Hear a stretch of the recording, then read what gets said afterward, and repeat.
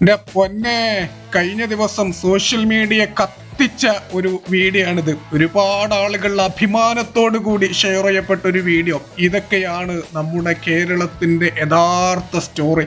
ഇനി ഒരു വീഡിയോ എന്താണെന്ന് വെച്ചാല്, ഇത് സൈനുദ്ദീൻ ആനപ്പാപ്പാനാണ്. ഇദ്ദേഹം ഉത്സവത്തിനിടെ ആനയുടെ കാൽച്ചുവട്ടിലിരുന്ന് നോമ്പ് തുറക്കുന്ന ഒരു മനോഹരമായ രംഗമാണ് നമ്മളിവിടെ കാണുന്നത്.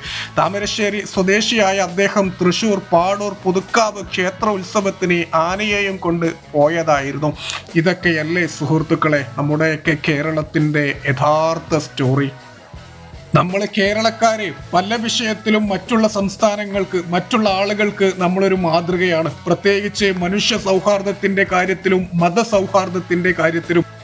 കേരളത്തിന്റെ വില അറിയണമെങ്കിൽ മറ്റുള്ള സംസ്ഥാനങ്ങളിൽ പോയി താമസിച്ചു നോക്കണം. അപ്പറിയാം കേരളത്തിന്റെ വില എന്താണ് എന്നുള്ളത്. നമ്മളെ ദൈവത്തിന്റെ സ്വന്തം നാട് എന്ന് വെറുതെ ഒന്നുമല്ല വിളിക്കുന്നത്. ഇതൊക്കെ തന്നെയാണ് കാരണം. എന്താ ഞാൻ പറഞ്ഞത് ശരിയല്ല?